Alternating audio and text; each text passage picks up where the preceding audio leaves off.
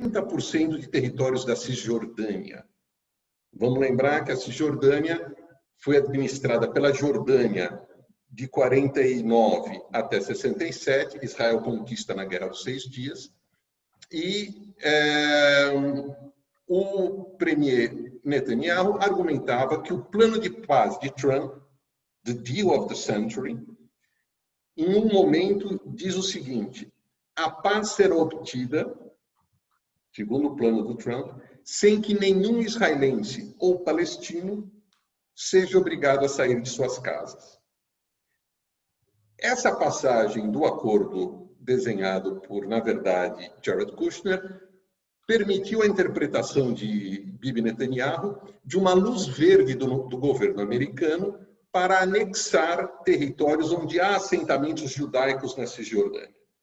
E ele anunciou que faria essa anexação a partir de 1º de julho. Chega o dia 1º de julho e isso não foi anunciado.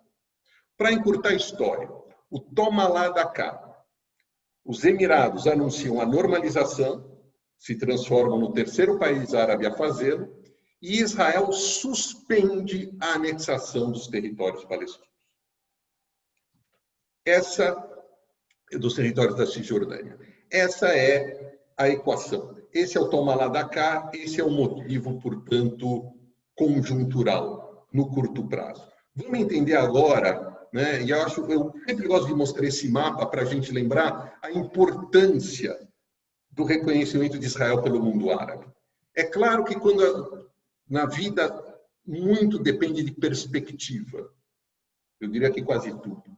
Quando a gente observa o conflito como um conflito israelo-palestino, claro que você percebe Israel como a parte forte do conflito e os palestinos como a parte mais fragilizada. Agora, se você observar o conflito a partir de uma perspectiva árabe-israelense, a gente tem esse mapa diante de nós. O mundo árabe se estendendo do Iraque, no extremo leste, ao Marrocos, no extremo oeste, da Somália, no extremo sul, à Tunísia, no extremo norte. 22 países compõem o mundo árabe, 300 milhões de pessoas. Quando se olha o conflito dessa perspectiva, o mundo árabe é que fica a parte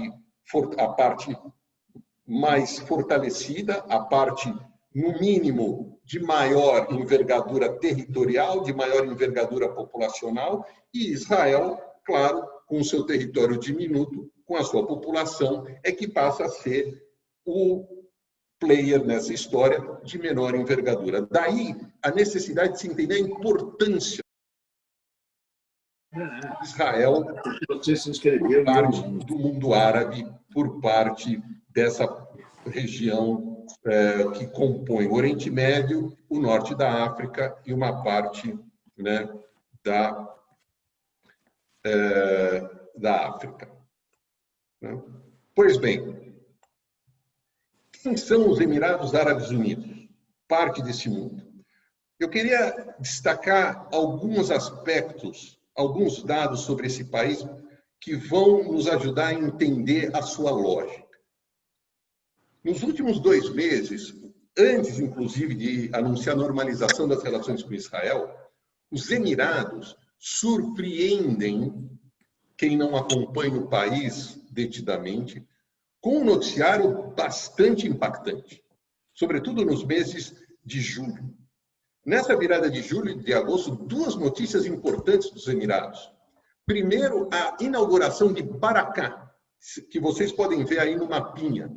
É a primeira usina nuclear do mundo árabe.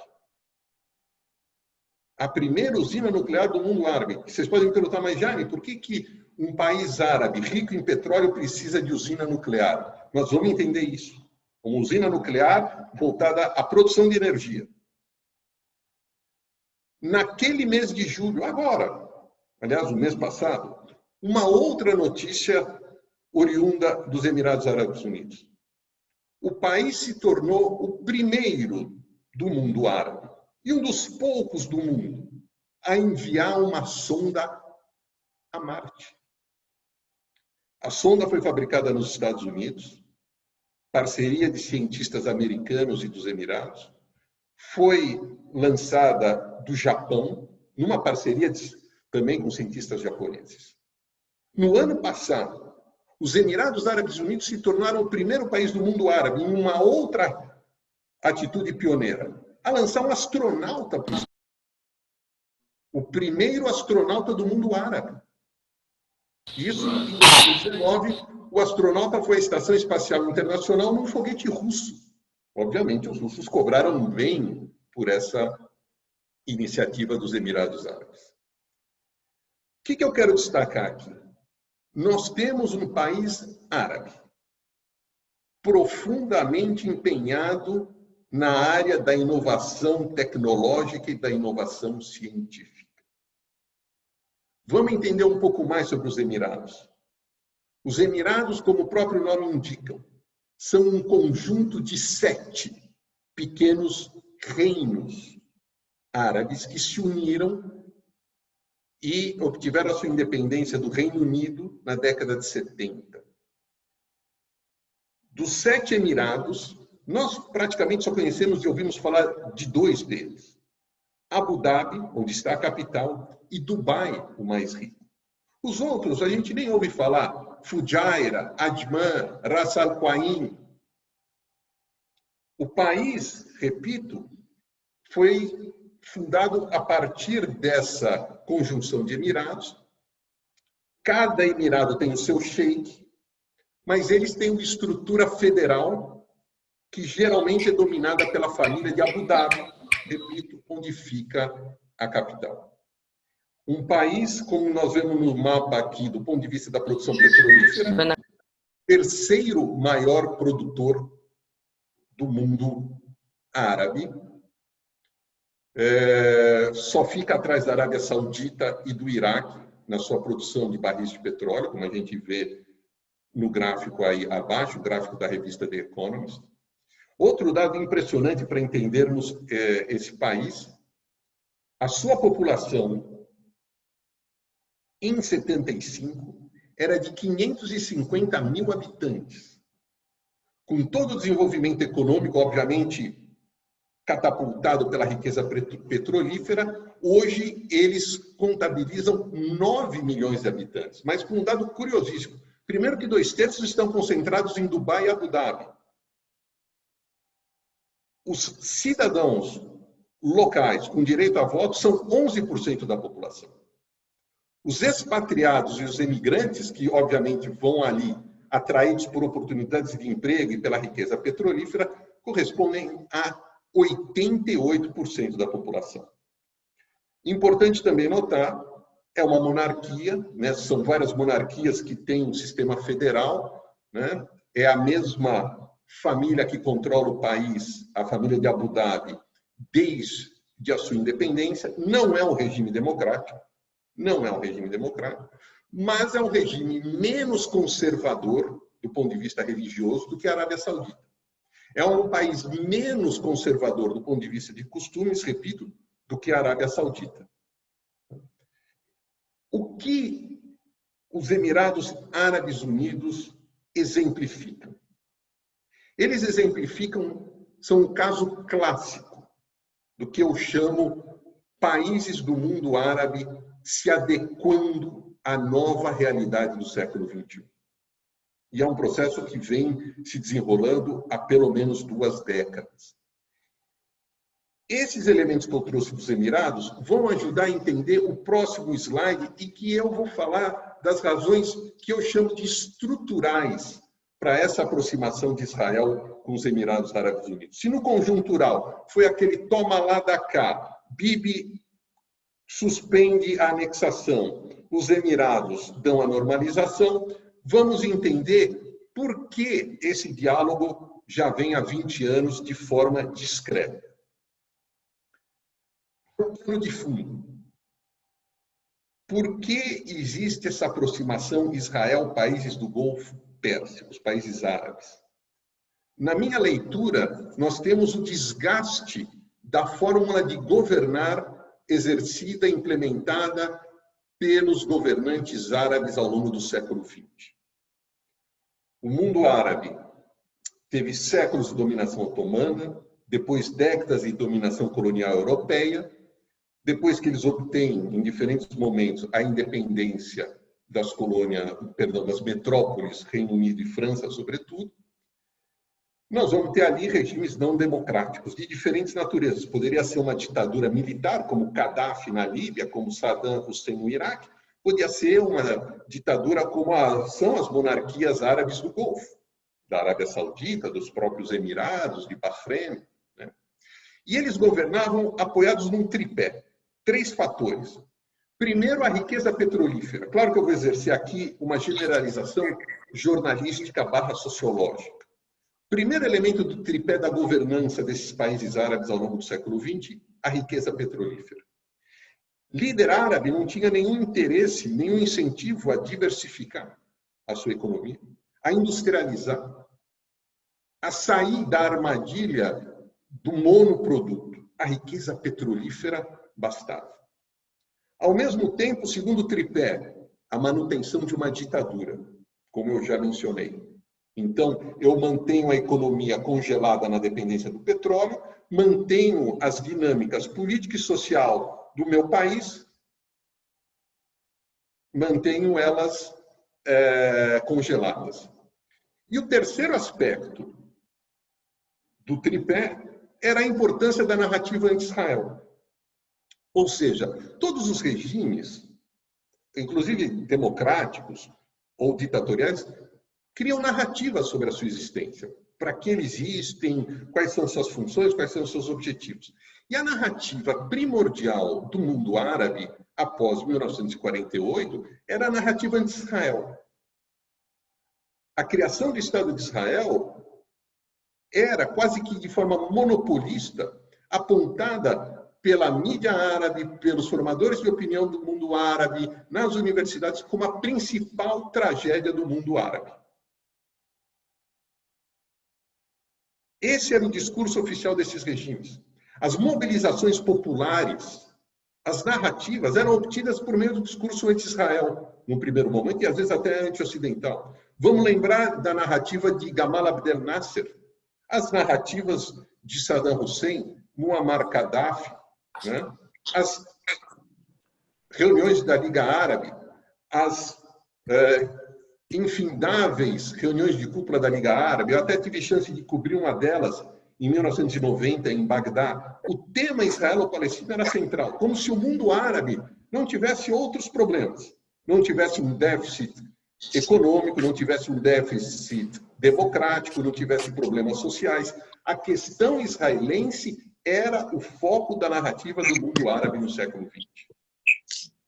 Esse tripé, ele é golpeado pela chegada do século XX. Por quê? Primeiro,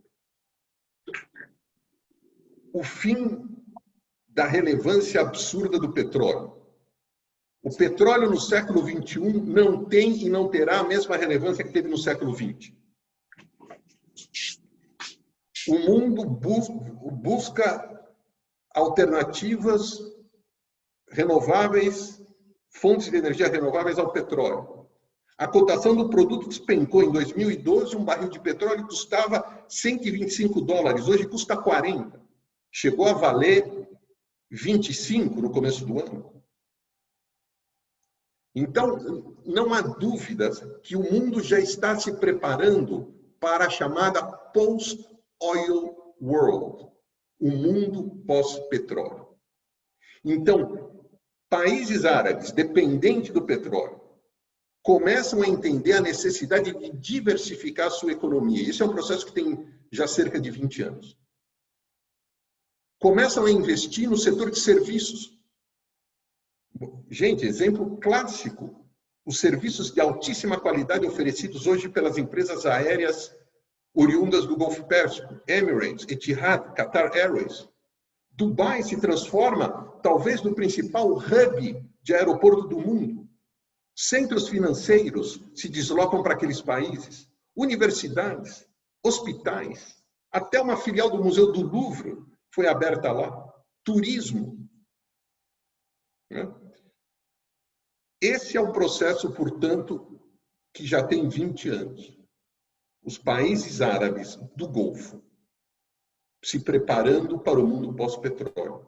É por isso que eles fazem, nos Emirados, uma usina nuclear. Eles também querem mudar a sua matriz energética. Os Emirados são hoje um dos países que mais investem no mundo em energia solar. Não que os líderes árabes queiram democratizar as suas sociedades, mas eles perceberam que com a Primavera Árabe, que derrubou ditadores, gerou guerras, que no século XXI já não era mais possível manter essas sociedades sem crescimento econômico, sem geração de empregos. Eles começam a entender que manter essa narrativa de Israel como o principal problema do Oriente Médio perde relevância. E começam a enxergar em Israel um parceiro com a possibilidade de investimento, com a possibilidade de comércio, uma solução para problemas regionais.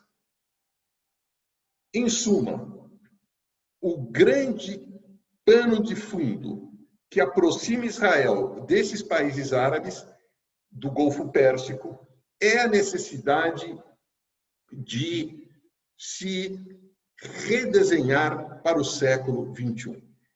O que mais é relevante para esses países do mundo árabe não é só para eles. Não é só para eles. É a manutenção do poder. Essa é a lógica. Quem acompanha as minhas aulas, quem acompanha as minhas palestras, sabe que eu digo que, efetivamente, na prática, eu falo sempre do mesmo assunto. A partir de diferentes países, a partir de diferentes perspectivas, eu falo sobre poder.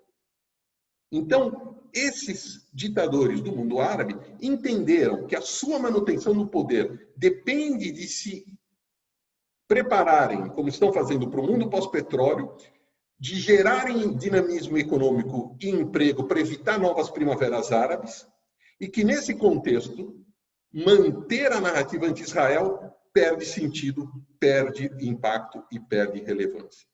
Outro elemento fundamental que aproxima Israel dos países do Golfo Pérsico é a ameaça do Irã, é a questão geopolítica.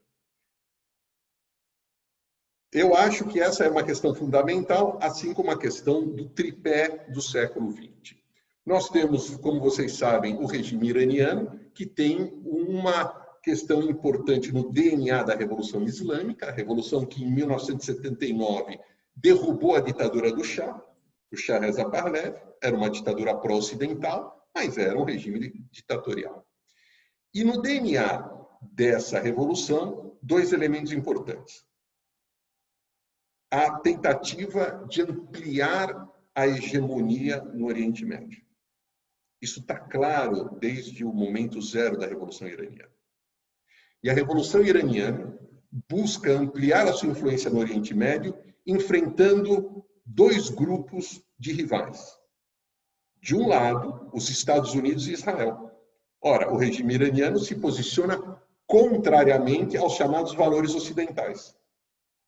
Contrariamente à democracia que Estados Unidos e Israel representam. Contrariamente, portanto, a Israel e aos Estados Unidos. O outro grupo de rivais são os rivais do ponto de vista das rivalidades históricas étnicas e religiosas. Os iranianos são majoritariamente persas. E o nacionalismo persa entra em choque com o nacionalismo árabe. Então, nós temos os países árabes liderados por Arábia Saudita e Egito como outro bloco de rivais regionais do Irã. Então, o Irã entra em choque com o bloco Israel e Estados Unidos e entra em choque com o bloco Arábia Saudita e seus aliados. Portanto, nada mais natural do que essa aproximação de Israel e Estados Unidos com a Arábia Saudita e aliados, lembrando que a aliança dos Estados Unidos com a Arábia Saudita, inclusive, precede a questão iraniana. Ou seja, os Estados Unidos têm na Arábia Saudita um aliado ainda pré-chegada do regime teocrático ao poder em Teherã. E qual é a prioridade hoje do regime do Irã? É a construção do chamado, do ponto de vista de política externa, porque ele vive uma crise gigantesca interna, econômica, né, e, lamentavelmente, social também. É muito triste o que a pandemia está provocando no Irã.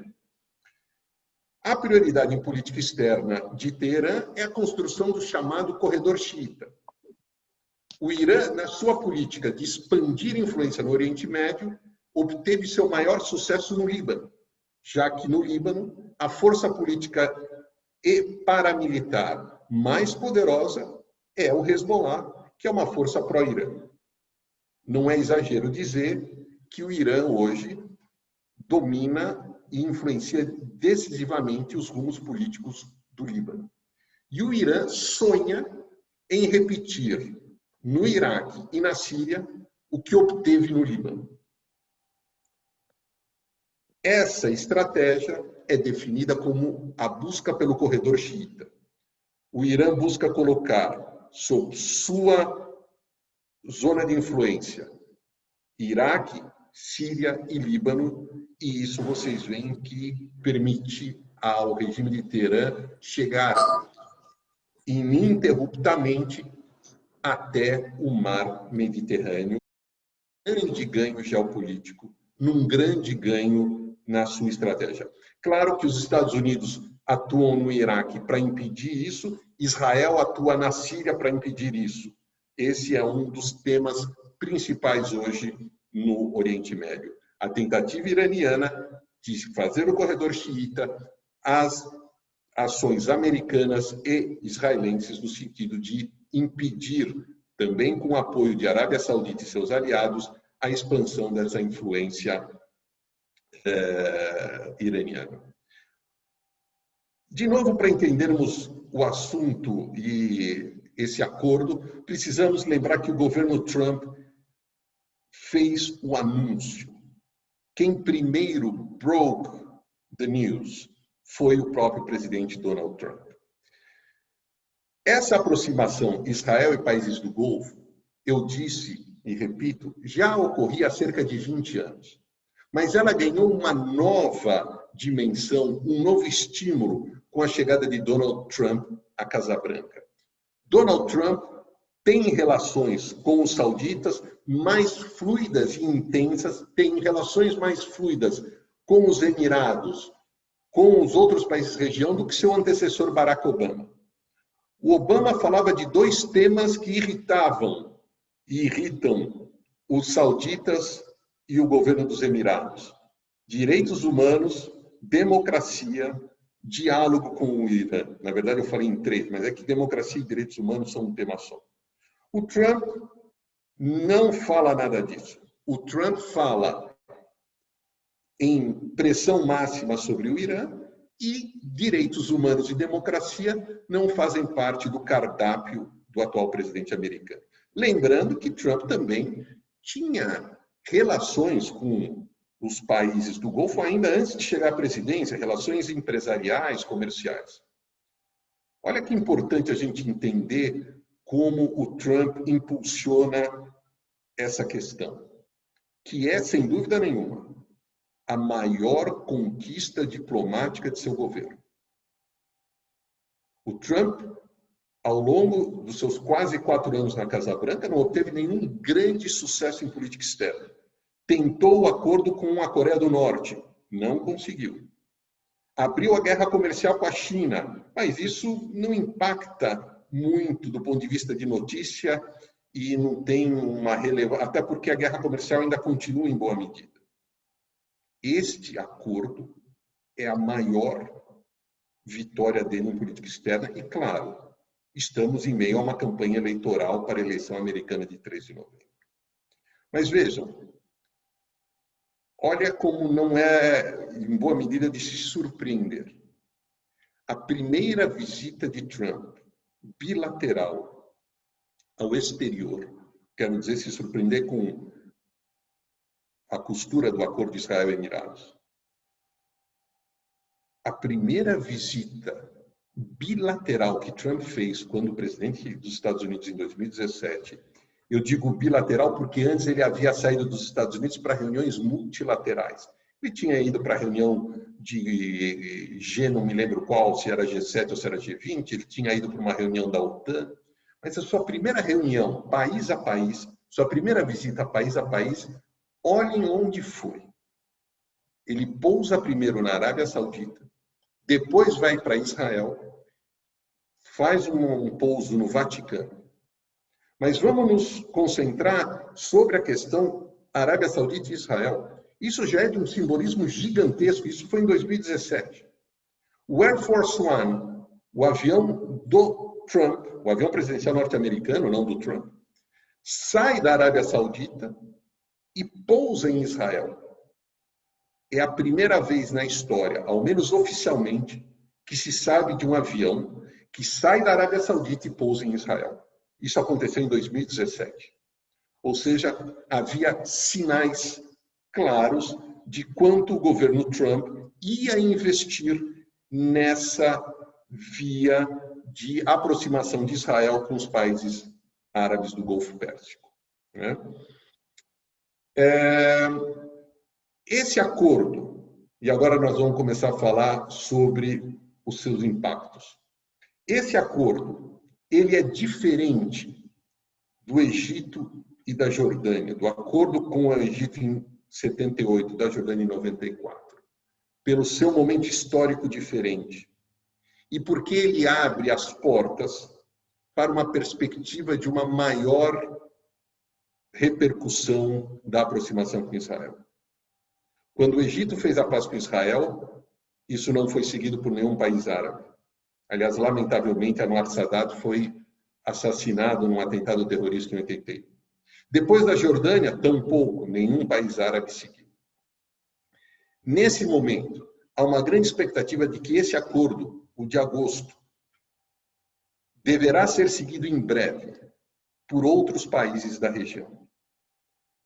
A aposta recai primeiro sobre os vizinhos dos Emirados, que seguem uma lógica muito próxima à dos Emirados. Eu me refiro a Omã e eu me refiro a Bahrein. Outros países da região, outros países do mundo árabe, também podem, não num futuro imediato, mas num futuro próximo, seguir esse caminho. Eu me refiro a Marrocos, historicamente um dos países mais moderados, e me refiro ao Sudão, que até o ano passado era governado por um ditador anti-Ocidente, hoje é um novo governo que busca melhorar as relações com os Estados Unidos e provavelmente quer que os Estados Unidos retirem o Sudão da lista dos países que apoiam o terrorismo e o reconhecimento como Israel pode vir no pacote dessa aproximação diplomática. O que eu queria ressaltar é a posição da Arábia Saudita. Eu não acredito que a Arábia Saudita, no curto prazo, vá reconhecer o Estado de Israel, porque as implicações disso são muito maiores do que o reconhecimento por parte dos Emirados Árabes Unidos. Ao mesmo tempo, digo que jamais os Emirados Árabes Unidos reconheceriam Israel sem a luz verde da Arábia Saudita. A Arábia Saudita é a grande líder dos países árabes do Golfo Pérsico. Então, é inconcebível que os Emirados tenham reconhecido Israel sem estarem absolutamente alinhados com a monarquia saudita. Mas eu digo que com os Emirados, a Arábia Saudita está testando, está colocando o pé na água para ver a reação do mundo árabe, do mundo muçulmano, a reação da opinião pública árabe, a reação da opinião pública muçulmana em relação a trazer essa aproximação com Israel à luz do dia. Porque esse diálogo que Israel tem com os Emirados há 20 anos também tem com a Arábia Saudita. Porque a Arábia Saudita é e tem que ser muito mais cautelosa na sua aproximação com Israel. Eu brinco dizendo que a Arábia Saudita é o transatlântico, cujos movimentos são lentos, e os Emirados menores, são como um jet ski. A Arábia Saudita é o transatlântico porque ela, primeiro, é grande líder financeira do mundo árabe, com toda a sua riqueza petrolífera. Ela é mais conservadora.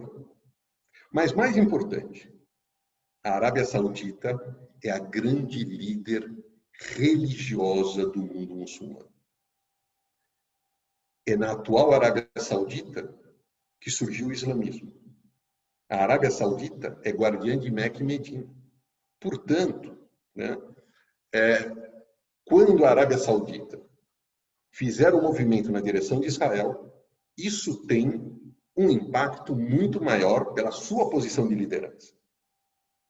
Então, eu não tenho dúvidas de que a Arábia Saudita está observando, está usando os Emirados Árabes Unidos como uma espécie de teste para ver como essa guinada de 180 graus em relação a Israel, de no passado ser descrito como a maior catástrofe do mundo árabe, para um aliado no século XXI, como isso é recebido pela opinião pública árabe. Obviamente, um gigantesco desafio. Você mudar uma narrativa com tamanha guinada, com tamanha mudança de perspectiva, né?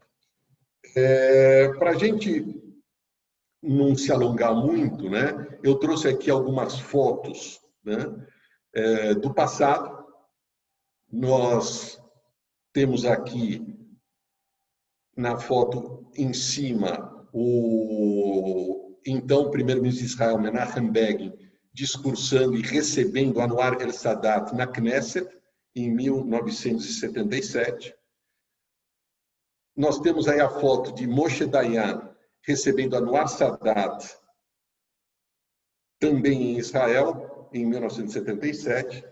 Abaixo, à esquerda, Anwar Sadat, o então presidente americano, o democrata Jimmy Carter e Menachem Begin, na cerimônia de assinatura de Camp David. E à direita, abaixo, Yitzhak Rabin, Bill Clinton e o rei Hussein da Jordânia, na assinatura do acordo em 1994. Eu espero que essa galeria de fotos, em breve, possa ser aumentada com a foto do líder dos Emirados Árabes Unidos, Mohammed bin Zayed, visitando Jerusalém, que vai ter efetivamente um impacto histórico. Para concluir, nós já estamos, eu estou falando aqui há quase 50 minutos, para a gente poder abrir um pouco para a discussão, eu só traria essa última leitura.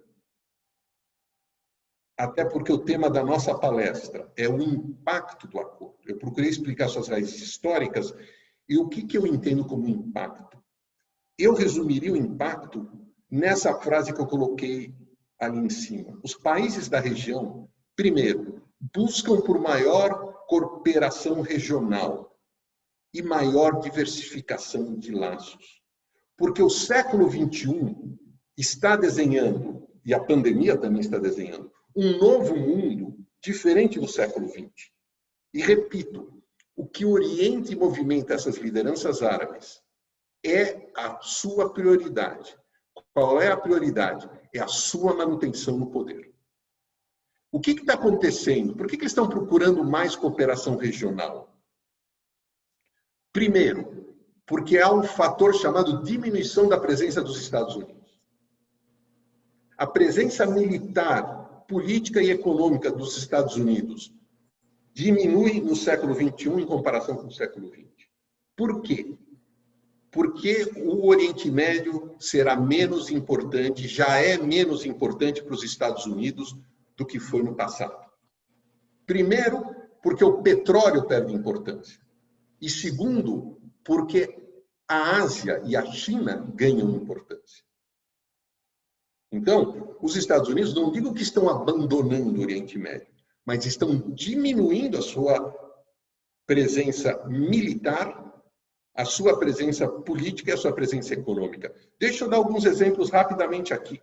O governo Obama batizou esse movimento de pivô para a Ásia, ou seja, deslocar tropas, deslocar energia, deslocar atenção do Oriente Médio para a Ásia para enfrentar o crescimento chinês. O governo Trump faz o mesmo não, mas faz um movimento semelhante no America First. Olha aqui, 2 exemplos clássicos. Algo impensável há 20 anos. Há 2 guerras no Oriente Médio em que os Estados Unidos não têm um papel determinante. A guerra na Síria e a guerra na Líbia. Os Estados Unidos jamais, 20 anos atrás, permitiriam que uma guerra ocorresse no Oriente Médio sem a sua participação decisiva. A presença americana diminui jogando mais peso na Ásia.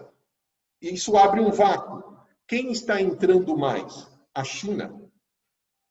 Hoje, de 40% a 60% do petróleo da China vem do Oriente Médio.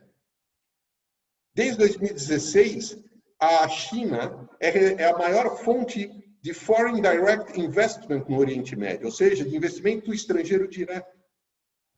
A China é a maior parceira comercial do Oriente Médio enquanto região. Os russos também aumentaram presença no Oriente Médio nos últimos anos, de 2015 para cá. Eles tiveram um papel decisivo na guerra da Síria. Tem um envolvimento na guerra da Líbia. Ora, o que os países do Oriente Médio percebem? Que confiar na chamada Pax Americana já não é uma garantia de sucesso, já não é uma garantia de tranquilidade. Que talvez eles tenham que resolver alguns problemas por meio de cooperação regional. E eles também têm que diversificar laços. Os países do Oriente Médio, tão dependentes no passado recente dos Estados Unidos, aumentam a sua relação com a China, aumentam a sua relação com a Rússia. Os Estados Unidos não gostam muito disso, têm tentado até pressionar contra isso. Mas esse é o nome do jogo.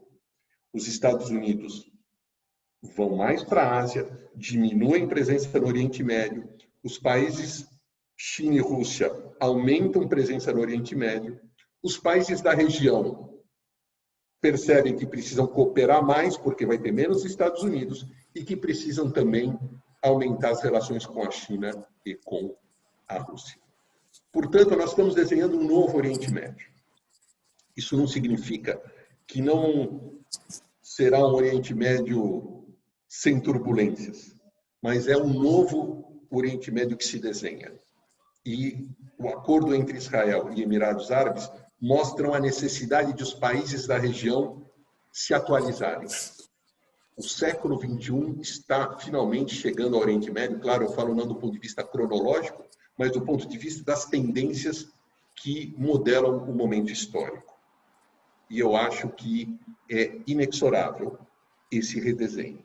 Pode demorar mais ou pode demorar menos, mas o século XXI é e nos traz essa realidade. É isso que eu gostaria de trazer para vocês. Acho que me estendi um pouquinho, falei por quase 1 hora, mas eu estou agora à disposição de vocês, caso haja dúvidas, perguntas e, sobretudo, críticas ao meu posicionamento. E a minha explicação. Agradeço muito a paciência e a atenção de todos. Dizendo que estou muito feliz aqui em ver que nós estamos o quê? Com mais de 200 pessoas. Muito obrigado a Bnei Brit pela capacidade de mobilização e muito obrigado a quem está aqui pacientemente me escutando. Muito bom, muito bom. Lena, então, já vai começar as perguntas, né? Já tem várias perguntas aqui anotadas, né? Então, assim, começou a Denise Tredler até antes. Primeiro, antes de tudo, a gente quer agradecer a presença do Jaime, o brilhantismo de sempre, né? Nós na Bnei Brit somos fãs do Jaime, é sempre um prazer tê-lo aqui com a gente, né? Então, assim, já tem uma pergunta da Denise Tredler, perguntou, ela gostaria de saber a visão da esquerda israelense sobre o acordo com os Emirados. E aí, então, eu vou acrescentar a pergunta da Denise, porque existe uma crítica ao Bibi, né, da esquerda, com relação àquela compra dele ter permitido a venda das armas F-35, é isso? Os aviões, os caças, né? E ele fez tudo isso em segredo, né? E, por outro lado, por ele ter apostado todas as fichas no Trump, e relegou um pouco, que havia aquela tradição, né, do Partido Democrata.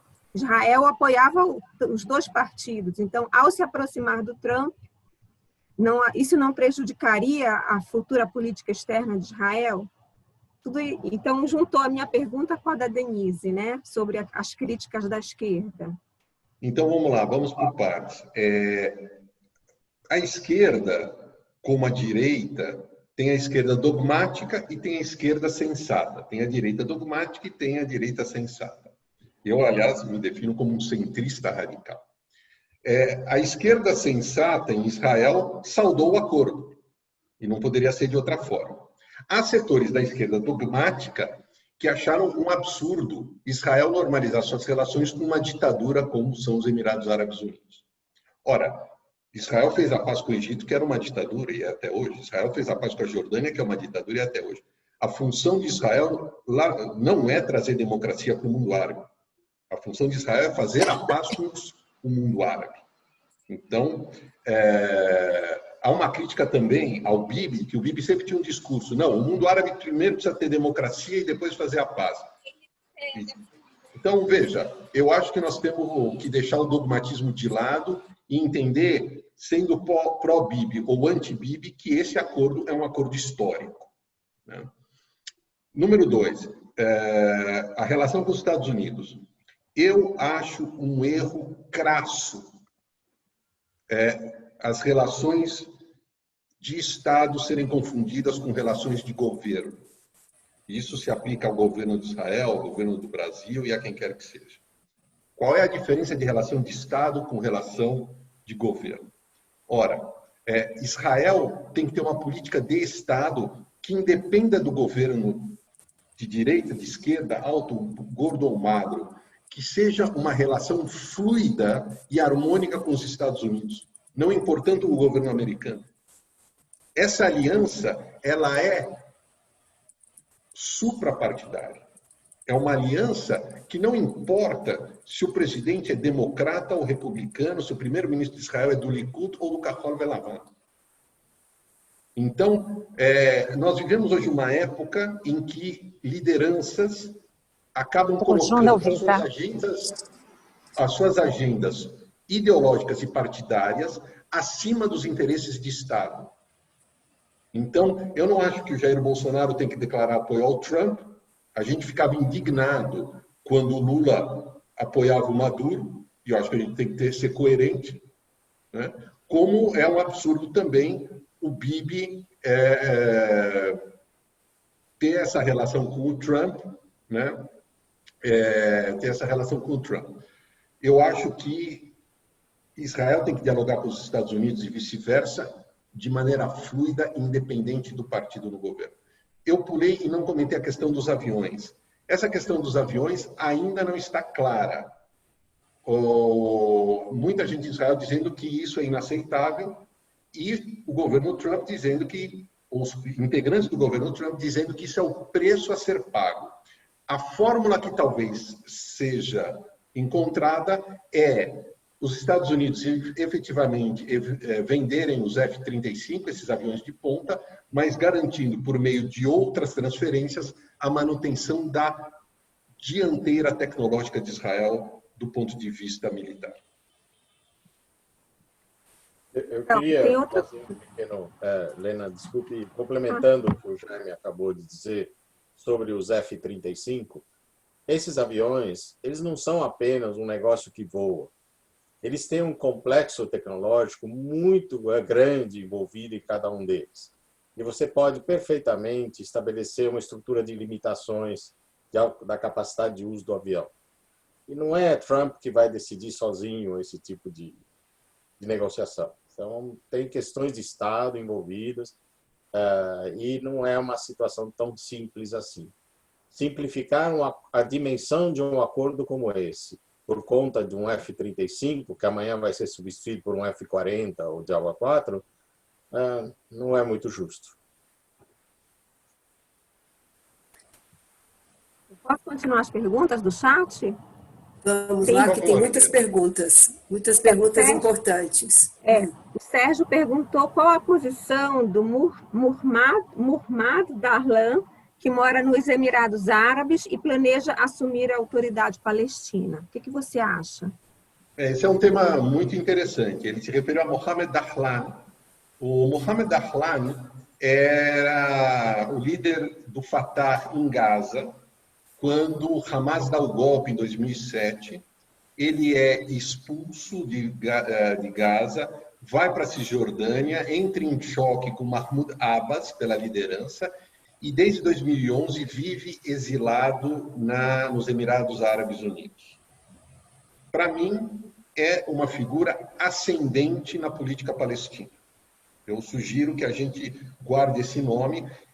Vocês devem ter acompanhado o episódio em que 2 aviões oriundos dos Emirados Árabes Unidos, também no movimento histórico, pousaram em Israel, um no mês de maio, um no mês de junho, ambos levando equipamentos médicos para serem doados à autoridade palestina no combate à pandemia.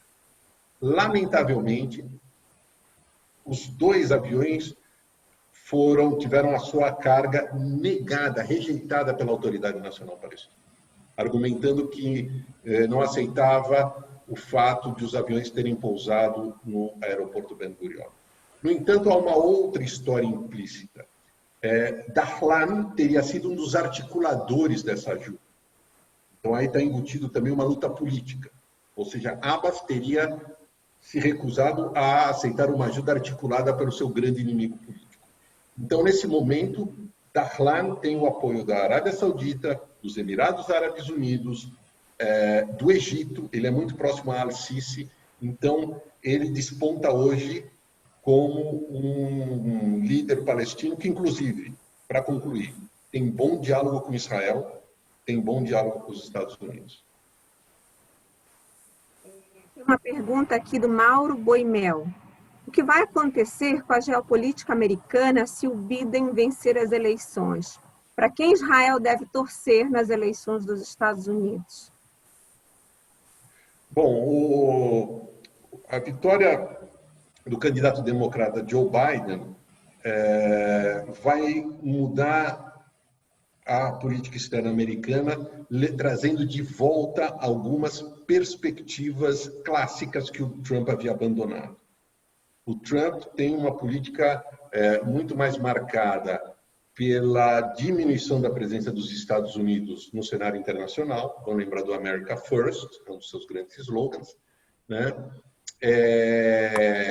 E vamos lembrar que o Biden representa o ideário clássico dos democratas, né?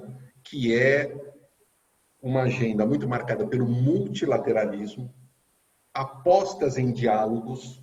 Essa é a visão histórica e clássica dos democratas. Então, vai haver uma volta a, por exemplo, tentar se dialogar com o Irã, vai ter uma volta à tentativa de se resgatar diálogos com os palestinos, né? Dizer para quem Israel deve torcer é muito dependente da visão política de cada um, né? Vai depender, se você é alguém que acredita que a solução de 2 estados é inevitável para Israel, tem que torcer para o Biden. Se você acha que não, a solução de 2 estados não é importante, torce para o Trump. Vamos lembrar um dado importante aqui.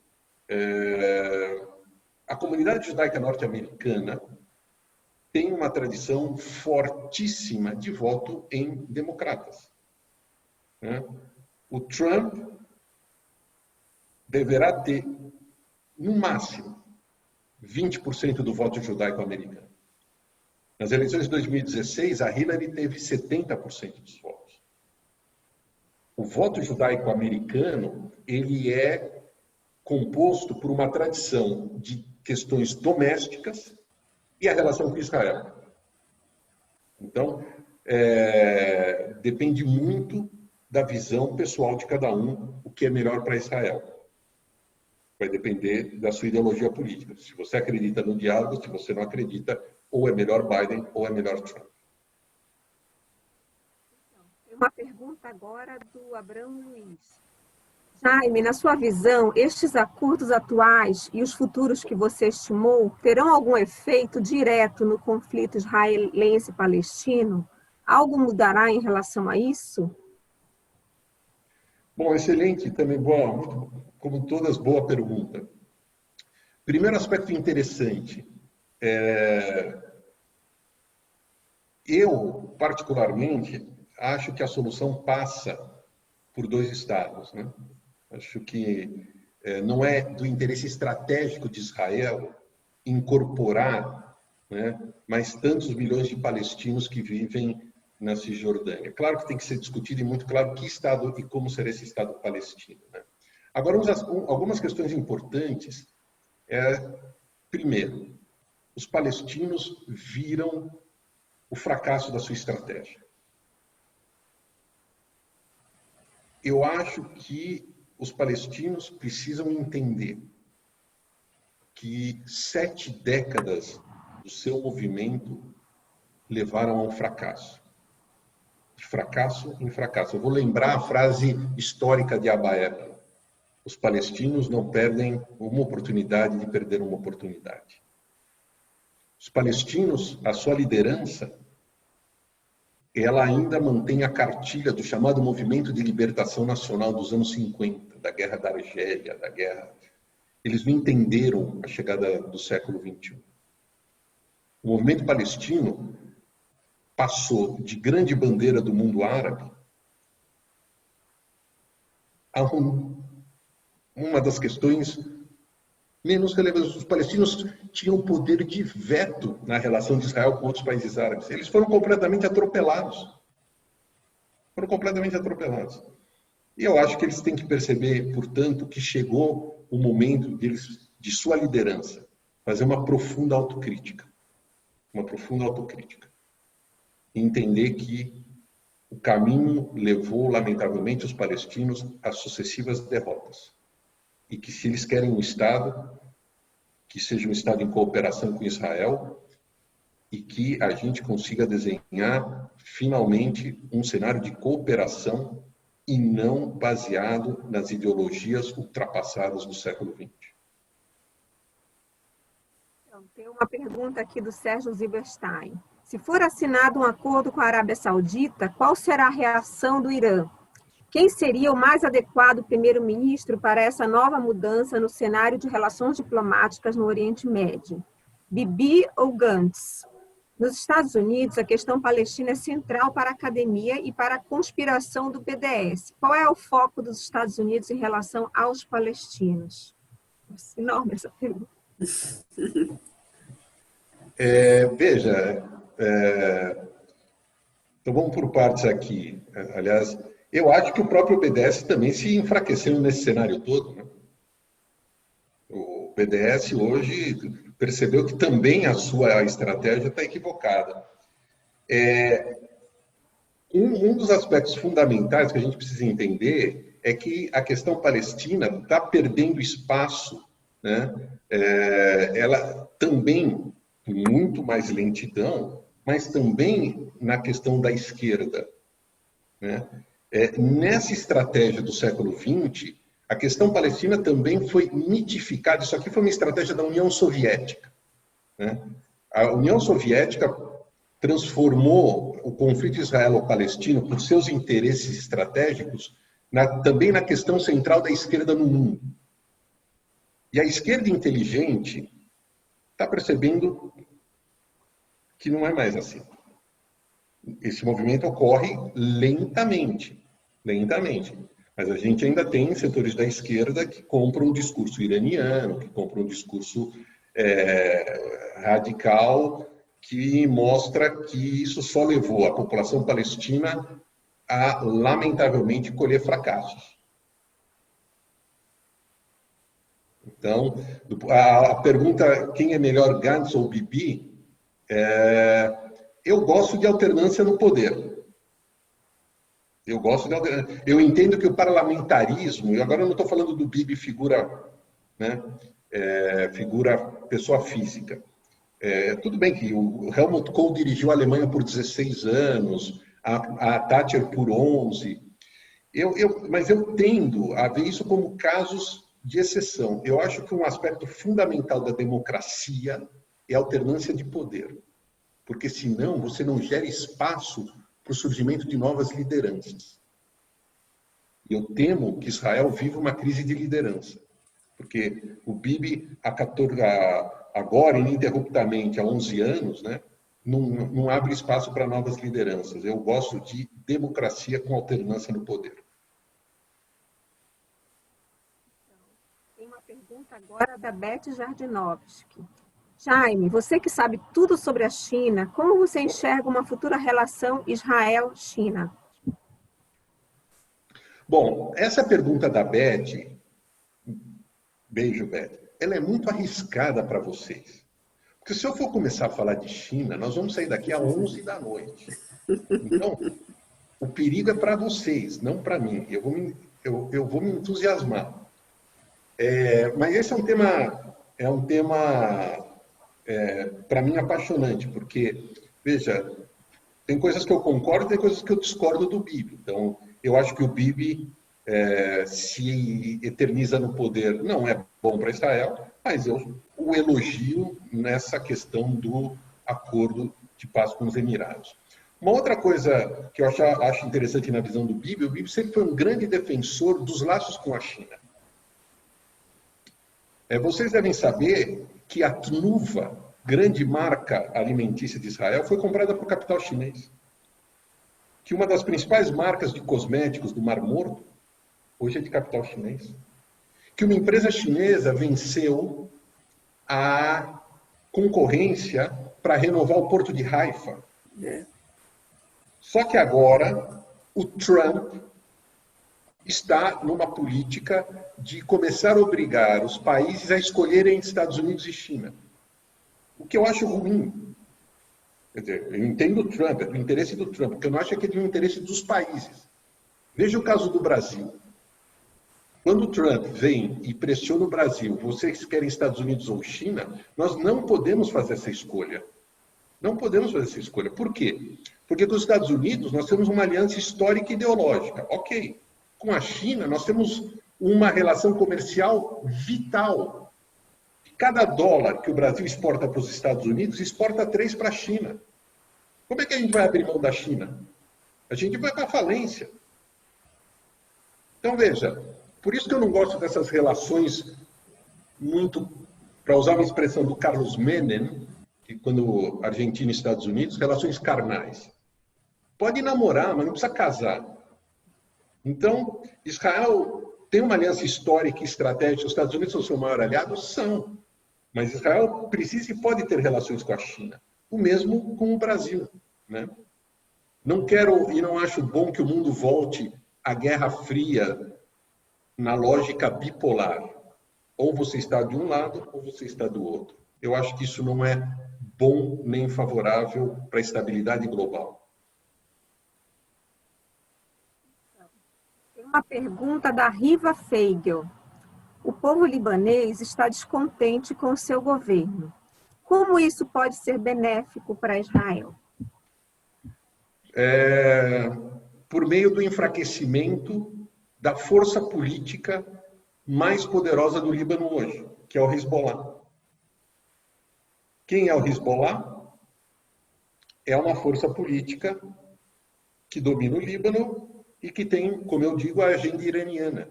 Então, o que eu quero, aliás, o Macron volta hoje ao Líbano, é que a população libanesa perceba que a principal força política do país, o Hezbollah, tem a agenda do Irã e não a agenda do Líbano. E eu sempre uso a seguinte frase: Israel não tem fronteira com o Irã, mas o Irã tem fronteira com Israel. O que eu quero dizer com essa metáfora? O Hezbollah tem o seu arsenal apontado para Israel a partir do sul do Líbano. E quem arma e financia o Hezbollah é o Irã. Então, o resumo da ópera: eu espero que essa crise libanesa trágica, lamentável, do país como o Líbano não merecia, mostre à população libanesa que o principal grupo político e paramilitar do país hoje não pode continuar governando o país, que é o Hezbollah. E por isso é muito bom para Israel que o Líbano consiga retomar um grau de normalidade e consiga se afastar do Irã, se aproximando do trio França, Estados Unidos e Arábia Saudita. Isso seria muito bom para Israel e para o povo libanês. A próxima pergunta é do Roberto Blatt. O Hamas sai enfraquecido com esse acordo e os vindouros? Não tem um dos países da Península Arábica, o Catar, que os apoia? E esse país poderá estabelecer relações com Israel? Sim, o Catar é um caso à parte. Percebam que eu não mencionei o Catar em nenhum momento. Se vocês lembrarem, o Catar, que é um dos países árabes do Golfo, tem uma política externa própria, o que levou, inclusive, a Arábia Saudita ao Egito a anunciar um bloqueio ao Catar em 2017. O Catar, ele se movimenta, eu digo, pela síndrome do Kuwait. Vocês vão se recordar que em 1990, o Iraque de Saddam Hussein invadiu o Kuwait, obviamente de olho na sua riqueza petrolífera. O Catar, o grande medo do Catar, que é um dos países mais ricos da região, é ser invadido por alguém. Então, o Catar tem uma política externa absolutamente multidimensional. O Catar cedia, abriga o quartel-general da frota americana no Golfo Pérsico. E, ao mesmo tempo, apoia grupos ligados a irmandades muçulmanas pelo Oriente Médio. Ao mesmo tempo, o Catar abriga, repito, a frota americana e desenvolve laços com o Irã. Então, o Catar, ele tem essa característica peculiar, né, de ter laços com o Irã, ter laços com os Estados Unidos, ter laços com o Hamas. Então, o Catar é um caso à parte, né, movido pela sua percepção de um mundo hostil e com medo de ser muito pequeno e muito rico. O Hamas sai enfraquecido, sem dúvida, como todo movimento palestino sai enfraquecido. Se mostrou que essa lógica que perdurou durante muitos anos, Israel não conseguirá se aproximar do mundo árabe, enquanto não avançar a questão palestina, caiu por terra. E se provou que o movimento palestino tem a estratégia e a visão equivocada. E isso faz o povo palestino sofrer, faz o povo israelense sofrer. Esse acordo israelo-palestino poderia existir se houvesse uma outra liderança palestina. Mais uma pergunta do Gilberto Friedman. Tudo bem, Jaime? Tantas perguntas? Tudo bem, vamos até às 9. São até tudo bem. Até já estabelecer. Às 9. A gente vai até às 9. O antissemitismo de esquerda é muito baseado no anti-israelismo. A mudança desse cenário muda algo?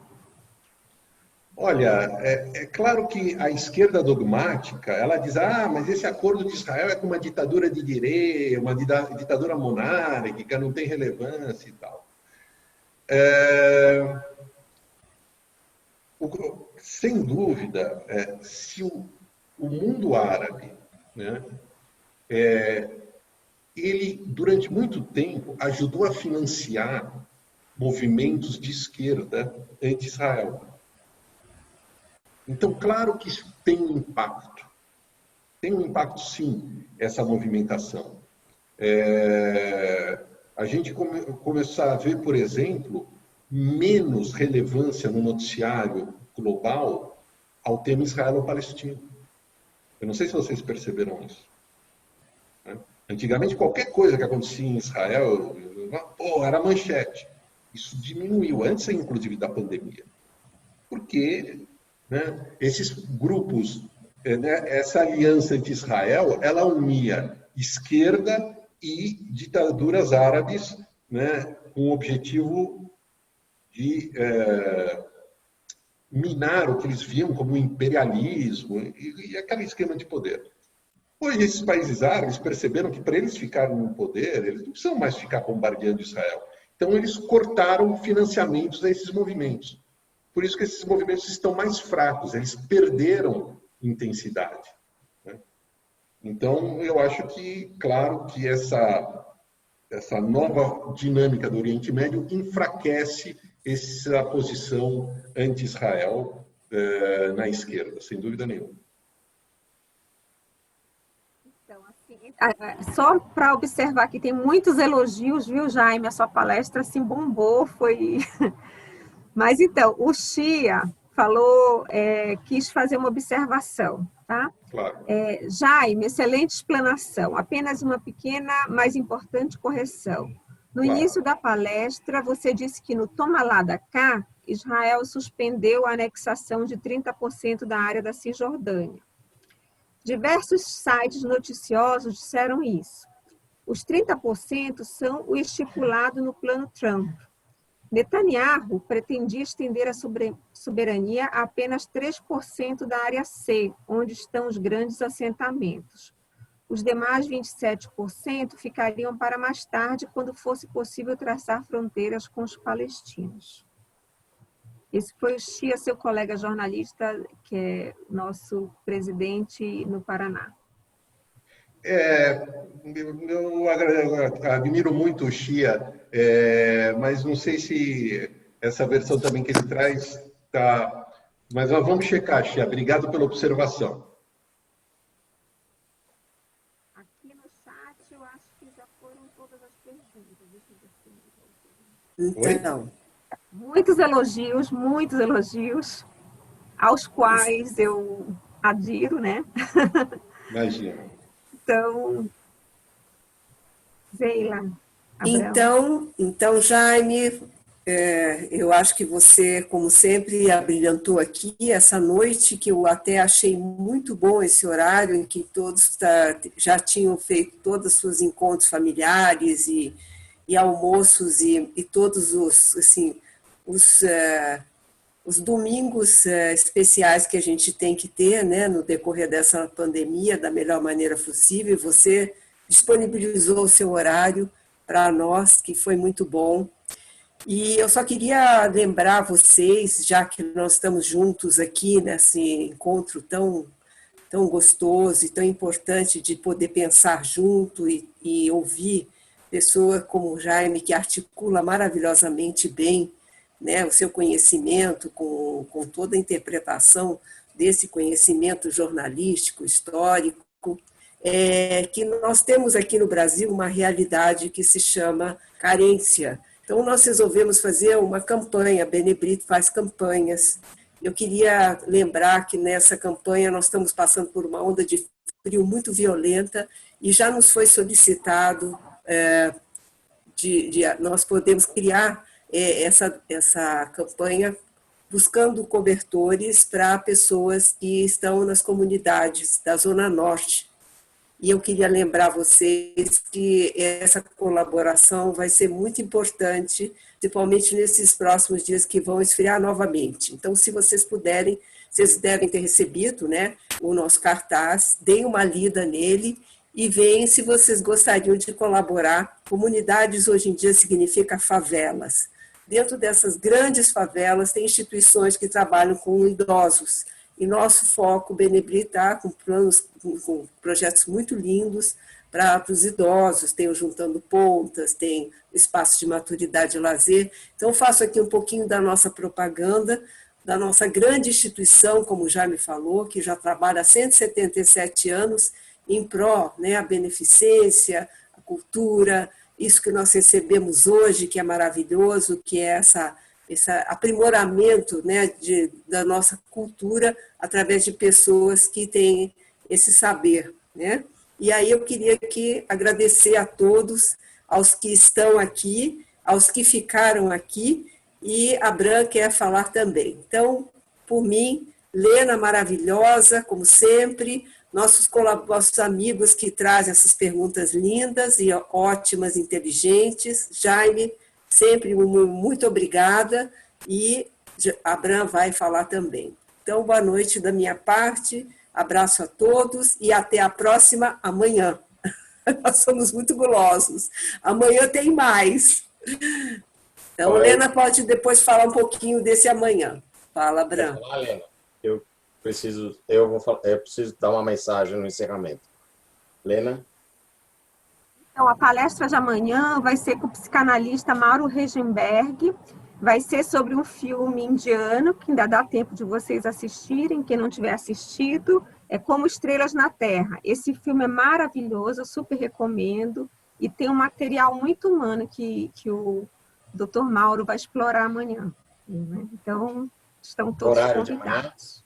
Horário de amanhã? Amanhã vai ser 19 horas. Acho que é isso, salvo engano, né? 19 horas. A gente vai confirmar depois. Só um adendo que esse filme... O link vai estar sempre nas redes da Bnei Brit.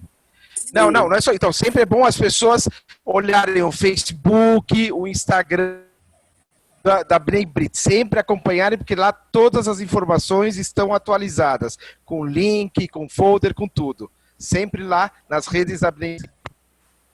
Ótimo. Bom, então, Abraham. Obrigado. Eu queria agradecer a você, Helena, Zeila, pela condução e agradecer a todos os presentes. Nós tivemos um pico de 210 pessoas participando. Agradecer a todos eles. Mais uma vez, Jaime, muito obrigado. Parabéns por essa parte 1, né, da discussão de um tema tão amplo que certamente nós teremos parte 2, 3, porque esse mundo árabe, essa relação, essa mudança da geopolítica internacional que está em processo constante de movimentação, quer dizer, mesmo com as eleições americanas, onde as indicações são de que talvez o Partido Democrata retome o poder através do Biden, mas também a gente tinha essa imagem há 4 anos atrás com a Hillary, né? Quem podia dizer que o Trump iria ganhar uma eleição naquele momento? Mas na política e nos processos as coisas têm um dinamismo próprio. E ninguém sabe direito o que pode acontecer depois, né? Só sabe que vai acontecer alguma coisa, seja para um lado ou seja para o outro. Então, certamente, novas análises serão necessárias, novos comentários serão importantes, e já está convidado, vamos agendar, tão logo as eleições americanas se estabeleçam, nós possamos retornar a uma conversa, um bate-papo consigo e com todos os presentes, no sentido de que possamos avaliar e entender as possíveis dinâmicas da geopolítica internacional, que certamente nos afeta. Nós estamos aqui no Brasil, mas somos judeus, participamos, ouvimos o que acontece no mundo, o que afeta Israel, nós como judeus nos afeta e nos incomoda, e aquilo que acontece nos Estados Unidos, por ser um país tão importante nas relações internacionais e tão importante para o Estado de Israel, também é algo que nos preocupa e nos interessa. O Brasil é um país ainda jovem dentro dessa dinâmica, mas é um país que está, às vezes, não em tão boas notícias, mas está cada vez mais presente no noticiário internacional. O país é cada vez mais visto no cenário internacional. Então, certamente é um país que vai precisar assumir sua responsabilidade perante esse cenário nos próximos anos. E nós estamos aqui. Vamos fazer acontecer da melhor forma possível, se Deus permitir. Jaime, muito obrigado. E a palavra é sua para encerrar. Por favor, aqui fico muito lisonjeado em ter essa oportunidade de conversar com vocês todos. Quero mais uma vez parabenizá-los pela iniciativa, pelo trabalho que vocês têm feito em nome da instituição, em nome da comunidade judaica. Isso nos deixa muito orgulhosos, colaborando com a sociedade brasileira, colaborando de forma intensa do ponto de vista social. E só me resta agradecer a paciência de todo mundo, desejar uma ótima semana a todos e dizer que eu estou à disposição para uma próxima oportunidade, caso vocês ainda tenham paciência de me ouvir. Muito obrigado. Boa noite, então. Boa noite. Boa noite. Jaime, super obrigada, viu? Você sempre foi muito... Helena, você, Abrão, Zela, nota 1000, parabéns. Nota 1000 para você. Parabéns. Um abraço a todos, parabéns. Boa noite, abraço. Parabéns. Obrigada, parabéns a Valeu, todos. Jaime. Obrigado, Super beijos, obrigada. beijos. Beijos e abraços. Obrigado. Obrigado, obrigado.